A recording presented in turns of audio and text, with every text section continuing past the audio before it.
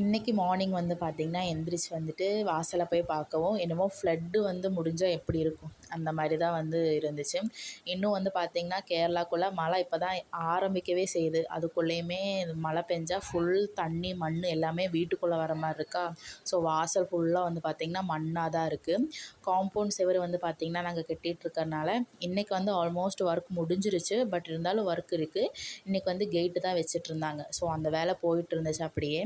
அப்படியே வந்து கிச்சன் பார்க்கும்போது ஆல்மோஸ்ட் அம்மா குக்கிங் ஒர்க்கெல்லாம் முடிச்சிட்டாங்க. ஸோ பாலெல்லாம் வந்து காய வச்சுட்டு இன்றைக்கி வந்து மார்னிங் பிரேக்ஃபாஸ்ட்டுக்கு மாவு எதுவுமே இருக்கல. சரின்னு சொல்லிவிட்டு உப்புமா தான் பண்ணாங்க. அப்படின்னா எல்லாம் கொஞ்சமாக தானே சாப்பிடுவோன்னு சொல்லிவிட்டு ஸோ வெங்காயம் தக்காளியெல்லாம் வதக்கிட்டு தண்ணி வந்து கொதிக்க வச்சுட்டாங்க உப்புமாக்கு.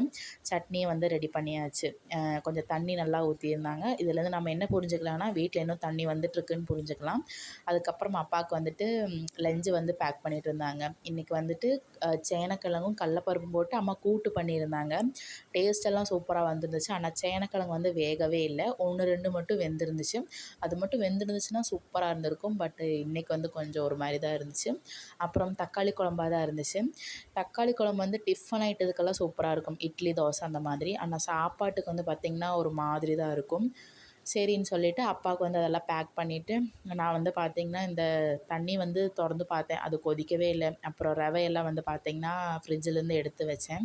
ரவை வந்து அம்மா ஃப்ரிட்ஜுக்குள்ளே தான் வைக்கிறாங்க. ஏன்னா வெளியே வச்சா எறும்பு வந்துடுது. ஸோ அதுக்கப்புறம் சுத்தம் பண்ணி சமைக்கிறதுக்குள்ளே ஒரு மாதிரி ஆயிடுதுன்னு சொல்லிவிட்டு ஃப்ரிட்ஜுக்குள்ளே வச்சிடுறது. அப்புறம் வந்துட்டு தண்ணி கொதிச்ச உடனே ரவை கொட்டி ரவை வந்து கிளறி விட்டுட்டு நல்லா உப்புமா வந்து ரெடி பண்ணியாச்சு. அதுக்கு வந்து பார்த்திங்கன்னா சட்னி, சாம்பார் அந்த மாதிரிலாம் இருந்துச்சு.